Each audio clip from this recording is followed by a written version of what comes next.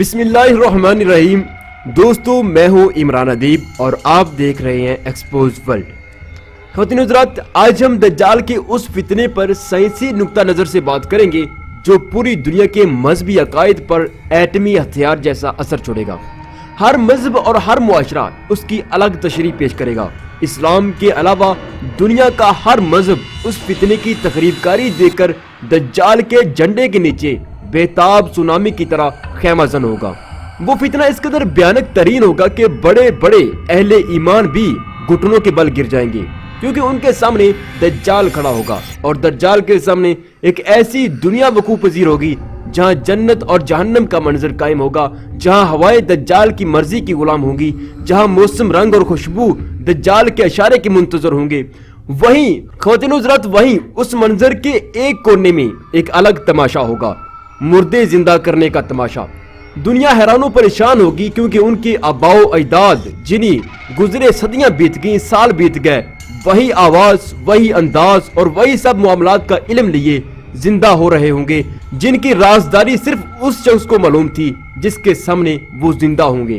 خواتین حضرات، یوں گما ہوگا جیسے خدا زمین پر اتر آیا ہو، مگر اس کھیل کی حقیقت کیا ہوگی؟ اس بات کو واضح کرنے سے پہلے ہم ایک حدیث مبارکہ کا حوالہ ضرور دیتے چلیں۔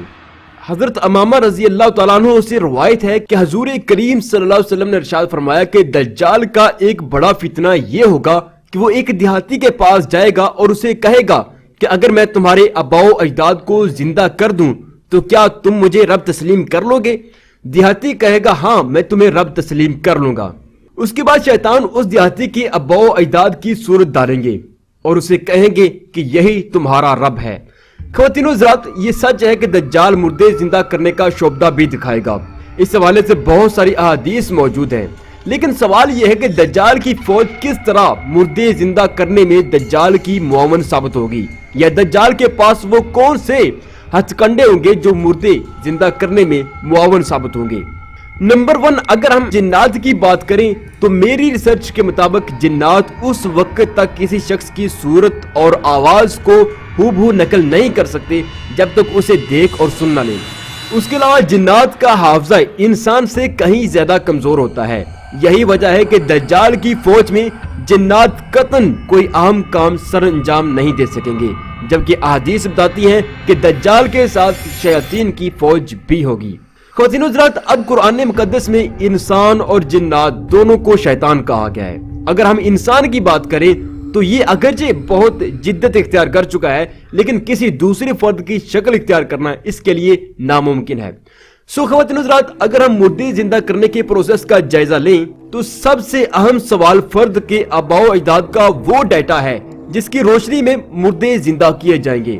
جب تک یہ ڈیٹا کسی صورت دجال کے ہاتھ نہیں لگتا، تب تک یقیناً دجال اپنا یہ شعبہ دکھانے میں یکسر ناکام ہوگا۔ خواتین حضرات، اب سوال یہ ہے کہ دجال انسان کی آباء و اجداد کے وراثتی ڈیٹا تک کیسے رسائی حاصل کرے گا؟ خواتین حضرات، دنیا کی خفیہ لیبارٹریوں میں کیا کچھ ہو رہا ہے اس بارے میں کوئی کچھ نہیں جانتا، لیکن ایک فوج ایسی ہے جو دن رات ہر اس نظام یا قدرتی عمل پر قابض ہونے کے لیے کوشاں ہے جس کا صرف اختیار اللہ کے پاس ہے۔ انہیں ایلومیناٹی یا سیکرٹ سوسائٹی کہا جاتا ہے۔ اس فوج کے لیڈر سے متعلق کہا جاتا ہے کہ یہ لوگ براہ راست شیطان اعظم سے ملاقات کرتے ہیں۔ ان سے متعلق مشہور ہے کہ انہیں تمام رہنمائی کسی نادیدہ ہستی کی طرف سے ملتی ہے۔ ان کی تاریخ کے تانے بانے فرعون کے دور سے ملتے ہیں۔ یہ وہ لوگ ہیں جو ہر دور کے پیغمبر کے خلاف شدید مزاحمت بن کر ابھرتے آئے ہیں۔ آج جب انہیں دنیا کی علوم پر دسترس حاصل ہوئی تو انہوں نے موت اور زندگی، ہوا اور خلا، باد و براں اور اس کے ساتھ وقت تک کو کنٹرول کرنے کے لیے ایک محاذ کھول دیا۔ یہی وہ لوگ ہیں جنہوں نے رب کریم کی تخلیق انسان کو ناقص قرار دیتے ہوئے اس کے ڈی این اے سے ایک نیا انسان تخلیق کرنے کے لیے ٹرانس ہیومن پروجیکٹ کا آغاز کیا۔ اب یہی وہ لوگ ہیں جو دجال کے لیے مردے زندہ کرنے میں اہم معاون ثابت ہوں گے۔ مگر کس طرح؟ خواتین حضرات، مگر کس طرح؟ اس راز کو پانے کے لیے ہمیں اپنے مائنڈ کی ایک نفسیاتی کیفیت پر بات کرنا ہوگی جس کا علم بہت کم لوگوں کو ہے، لیکن وہی کیفیت دجال کے لیے ہماری پچھلی کئی نسلیں زندہ کرنے میں معاون ثابت ہوگی۔ خواتین حضرات، ہماری زندگی میں بہت بار ایسا ہوتا ہے جب ہمیں ایک کام کئی بار کرنے کا احساس ہوتا ہے، حالانکہ ہم وہ کام پہلی بار کر رہے ہوتے ہیں۔ ہمیں بہت بار کسی اجنبی مقام سے پہلے بھی کئی بار گزرنے کا احساس ہوتا ہے، حالانکہ ہم وہاں پہلی بار جا رہے ہوتے ہیں۔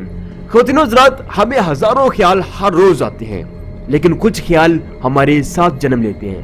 وہ کچھ دھندلے منظر ہوتے ہیں جنہیں جتنا بھی سوچ لیں وہ تمام عمر دھندلے ہی رہتے ہیں۔ اسی کے ساتھ ہماری عمر بیت جاتی ہے، لیکن ان مناظر کا معمہ کبھی حل نہیں ہو پاتا۔ ایسا کیوں ہوتا ہے؟ خواتین و حضرات، نفسیات کی اس قسم کو دیجاوو کہتے ہیں۔ ہندو مذہب میں اس کی تشریح کچھ یوں ہے کہ ہر وہ منظر اور خیال جو ہمیں خود پر بیتنے کا احساس ہو لیکن حقیقت سے اس کا کوئی تعلق نہ ہو، دراصل وہ ہمارے پچھلے جنم کی یاد ہے جو روح کے ساتھ وجود میں داخل ہو جاتی ہے۔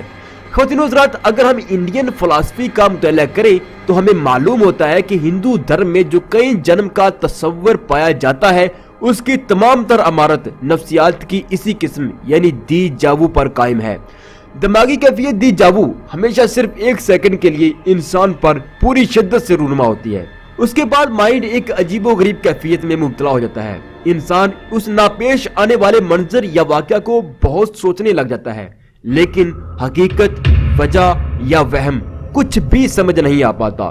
خواتین و حضرات، جہاں تک مجھے دیجاوو فیلنگز کا تجربہ ہوا ہے اس میں کئی مناظر شامل ہیں۔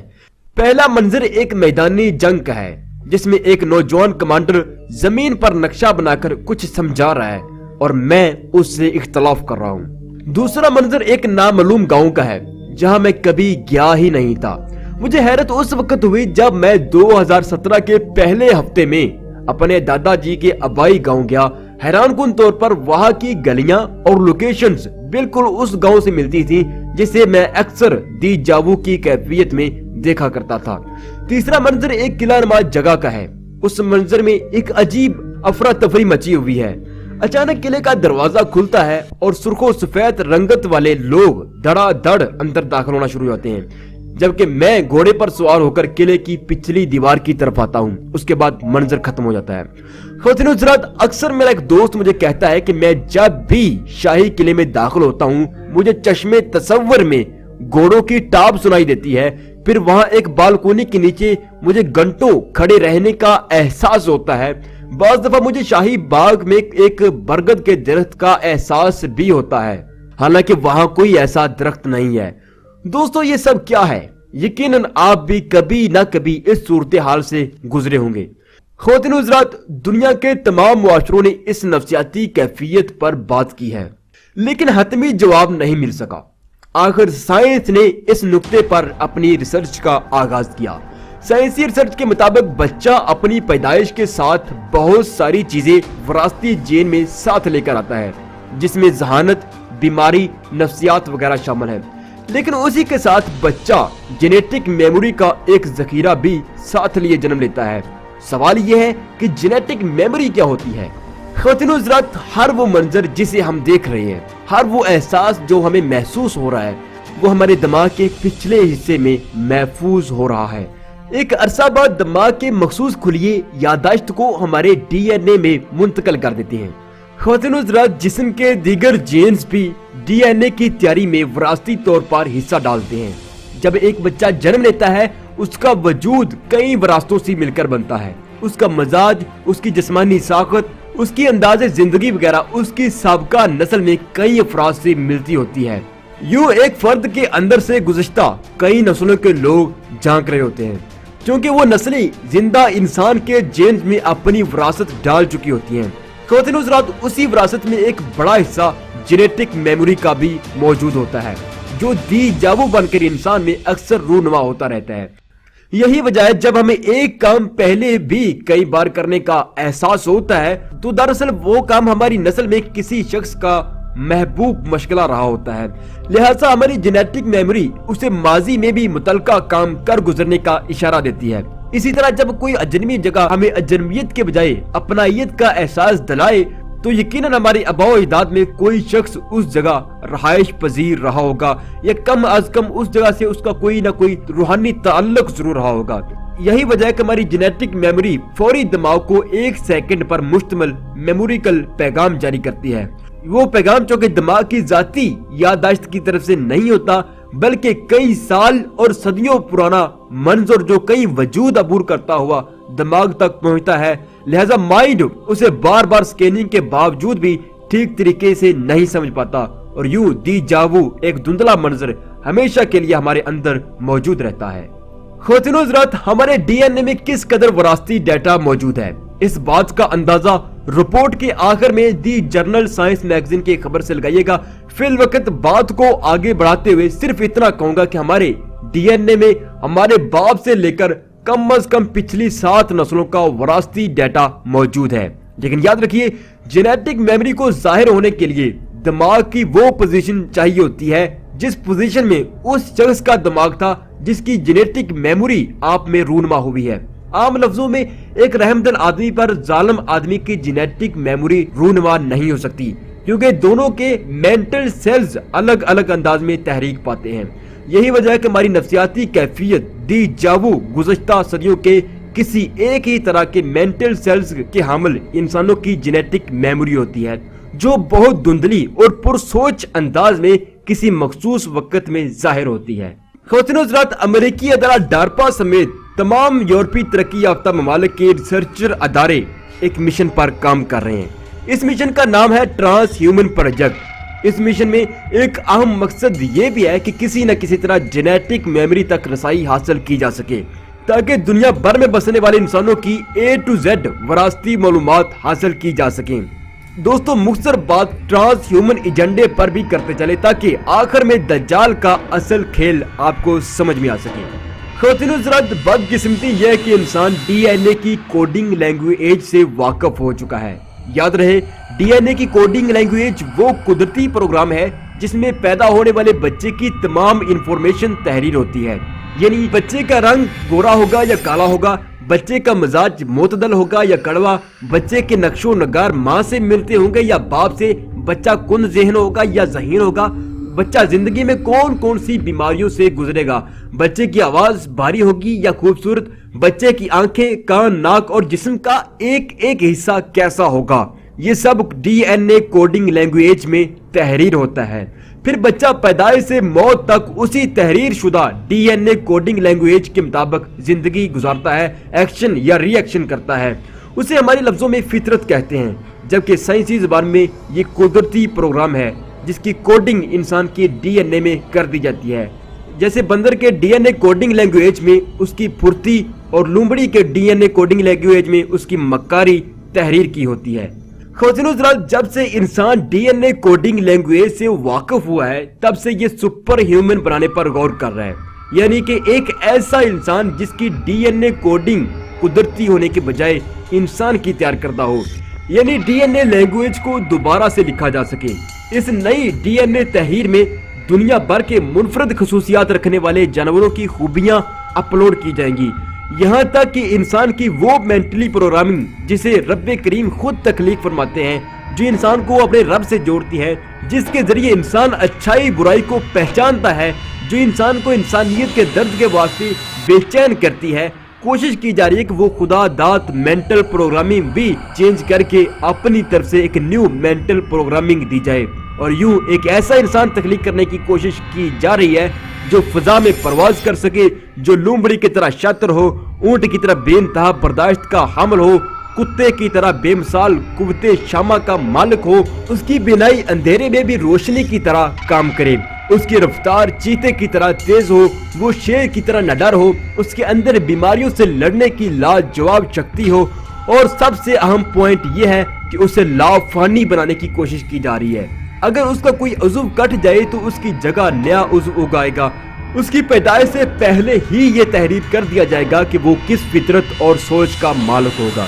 ख्वातीन हज़रात, याद रखिए कि रब की तख्लीक के मुकाबल एक नई तख्लीक करने वाले यही इल्लुमिनाटी ही वो लोग हैं जो तारीख के हर दौर में रब करीम के मुकाबल नाम निहाद खुदा खड़े करते हैं, लेकिन हर बार अंबियाए किराम की सूरत इन्हीं शिकस्ते फाश का सामना करना पड़ा।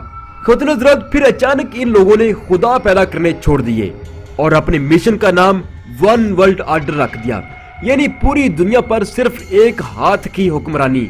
अगर हम उस एक हाथ की गहराई में जाएं तो हकीकत बहुत वाज़ेह हो जाती है।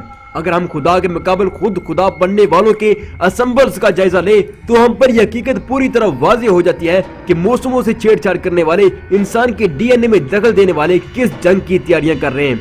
वो इंसान के मुकाबले इंसान की तखलीक करके किस निजाम पर काबूज होना चाहते हैं। वो होलोग्राम प्रोजेक्ट के जरिए किस जन्नत और जहन्नम की तैयारी कर रहे हैं। वो दुनिया की खुफिया रिसर्च लेबोरेटरीज में हर रोज क्या से क्या तजर्बात करते हैं, ये मालूम नहीं है। लेकिन अब तक जो प्रोजेक्ट सामने आए हैं उनसे दज्जाल की हुकूमत का ढांचा वाज़ेह होना शुरू हो गया है।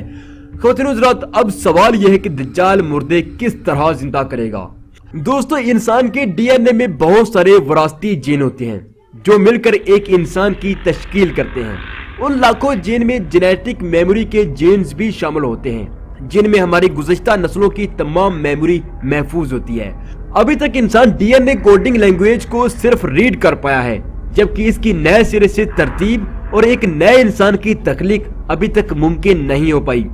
अगरचे चंद एक तजर्बात में कुछ कामयाबियां हासिल हुई हैं, लेकिन डीएनए कोडिंग लैंग्वेज एक नए सिरे से तख्लीक करना नहायत पेचीदा तरीन काम है, क्योंकि अभी बहुत सारे जीन्स का इल्म वाज़ेह नहीं हो सका। उन जीन्स में जेनेटिक मेमोरी भी शामिल है। अभी तक कोशिश के बावजूद जेनेटिक मेमोरी के जीन्स नहीं मिल पाए हैं। ख़वातीन हज़रात, अगर दज्जाल की फौज जेनेटिक मेमोरी तक रसाई हासिल कर लेती है तो उनके लिए किसी भी शख्स की तमाम तर विरासती मालूमात तक पहुंचना मुश्किल नहीं होगा। यूं हमारे बाप दादा और उनके आबाओ-अजदाद बम्मा अपनी आवाज और शक्ल शबाहत के दज्जाली फौज के कंप्यूटर्स में सेव हो जाएंगे, फिर इन्हें ईटर 9 सॉफ्टवेयर के जरिए जिंदा किया जाएगा। ख़वातीन हज़रात, दोबारा फिर सुन ले, फिर उन्हीं ईटर 9 सॉफ्टवेयर के जरिए जिंदा किया जाएगा। ख़वातीन हज़रात, अब सवाल यह है कि ईटर 9 क्या चीज है। दरअसल ईटर 9 एक आर्टिफिशियल इंटेलिजेंस सॉफ्टवेयर है जो किसी भी शख्सियत की हूबहू नकल कर सकता है, यहाँ तक कि आपकी आवाज, आपकी आदत, आपका लहजा, आपके लिखने का अंदाज, आपकी पसंदीदा हरकतें या आपके सोचने का म्यार तक नकल कर लेता है। ये इस कदर जदीद टेक्नोलॉजी है कि आप खुद को खुद के सामने महसूस करेंगे। इसका दूसरा नाम आफ्टर डेथ लाइफ है, यानी मरने के बाद भी जिंदा रहना। दरअसल ये सॉफ्टवेयर सोशल मीडिया के उन लोगों के लिए है कि जो मौत से हमकनार हो जाते हैं। ये सॉफ्टवेयर उनकी तमाम तरह आईडीज का जायजा लेता है, मरने वाले की तमाम कॉल से लेकर आखिरी लाइक और कमेंट तक रीड करता है। उसके बाद ये मरहूम की 3D शख्सियत तख्लीक करता है जो बिल्कुल उसी तरह अपने चाहने वालों से ऑडियो वीडियो कनेक्ट करती है जैसे मरहूम किया करता था। बिल्कुल उसी तरह तहरीर करती है जैसे मरहूम किया करता था। बिल्कुल उसी तरह सेल्फियां अपलोड करती है जैसे मरहूम किया करता था। बज़ाहिर ये सॉफ्टवेयर सोशल मीडिया पर मौत को खत्म करने के लिए बनाया गया है, लेकिन हकीकत में इसकी तख्लीक का असल मकसद दज्जाल के सामने मुर्दे जिंदा करना भी हो सकता है, क्योंकि जब इसे जेनेटिक मेमोरी से अटैच किया जाएगा तो ये सामने खड़े शख्स की तमाम तर मालूमात से आगाह होगा। लिहाजा ये बमा आवाज और शक्लो शबाहत के साथ सामने खड़े फर्द के बाप दादा को जिंदा करके दिखाएगा। ये फर्द के हर उस मामले पर बात करेगा जो फर्द और मरहूम के दरमियान पोशीदा था। मेरे अजीजों, तसल्ली एक ऐसा लफ्ज है जो बड़े से बड़े शख्स को भी राजी कर लेता है। जब दज्जाल के सामने खड़े शख्स को पूरी तसल्ली हो जाएगी कि हाँ, मैं अपने बाप दादा से ही बात कर रहा हूँ, तो वो 100% दज्जाल को खुदा मान लेगा। हालांकि ये सब नजर का धोखा होगा जो टेक्नोलॉजी के जरिए खेला जा रहा होगा। ख़वातीन हज़रात, ये भी मुमकिन है कि मुस्तकबिल में इसे 7D होलोग्राम टेक्नोलॉजी से मुंसलिक कर दिया जाए, और 7D को तो आप जानते ही हैं, इसे मंजर दिखाने के लिए किसी पर्दा, स्क्रीन या टीवी वगैरह की जरूरत नहीं होती। ये हर मंजर को इस कदर रियल दिखाती है कि जैसे सब कुछ आंखों के सामने हो रहा हो, बमा वजूद और आवाज हो रहा हो। ख़वातीन हज़रात, जाते जाते एक दिलचस्प बात भी अर्ज करता चलूं कि आप यकीनन सोच रहे होंगे कि क्या इंसानी डीएनए में इतनी ताकत मौजूद है जो पिछली कई सदियों का डाटा महफूज कर सके, और क्या ऐसा कोई तजर्बा तारीख में रकम है जिसमें डीएनए से मेमोरी पर्दा स्क्रीन तक कामयाबी से लाई गई हो। जी हाँ ख़वातीन हज़रात, अमेरिकी मैगजीन दी जर्नल साइंस की एक रिपोर्ट के मुताबिक कोलंबिया यूनिवर्सिटी और न्यूयॉर्क के जीनोम सेंटर के साइंसदानों ने मुश्तरका तौर पर डीएनए कोडिंग लैंग्वेज में कुछ तब्दीलियां करके उसमें डिजिटल डाटा पूरी कामयाबी से अपलोड किया है। ख़वातीन हज़रात, उस डिजिटल डाटा में एक फ्रांसीसी फिल्म, अमेज़न गिफ्ट कार्ड और कुछ दफ्तरी डॉक्यूमेंट्स अपलोड किए हैं। उसके बाद दूसरे दिन गुज़श्ता दिन अपलोड किया गया डाटा पूरी महारत से दोबारा रिकवर कर लिया गया। इस कामयाबी के मौके पर उन साइंटिस्ट का कहना था कि दुनिया भर में डिजिटल इंडस्ट्रीज जिस तनासब से बढ़ रही हैं, मुमकिन है कि मुस्तकबिल में डाटा स्टोरेज डिवाइसेस कम पड़ जाएं।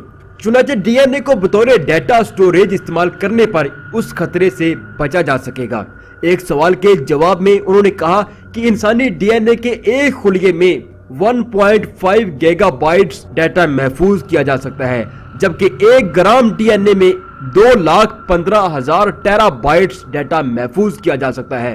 ख़वातीन हज़रात, अंदाजा लगाएं, यानी हमारे डीएनए में इतनी ताकत मौजूद है कि 1 ग्राम डीएनए में हमारी पिछली 4 से 7 नस्लों का डाटा महफूज किया जा सकता है। मेरे अजीजों, इस रिपोर्ट को कई इंटरनेशनल न्यूज़पेपर्स ने शाया किया है। उनमें 4 मार्च 2017 का एक्सप्रेस न्यूज़पेपर भी शामिल है। आप एक्सप्रेस न्यूज की ऑफिशियल वेबसाइट में शोबा साइंस और टेक्नोलॉजी में 4 मार्च 2017 की अपडेट देख सकते हैं। ख़वातीन हज़रात, अब ये तय हो चुका है कि दज्जाल किस तरह मुर्दे जिंदा करेगा, किस तरह धोखे का खेल हकीकत बनाकर पेश करेगा।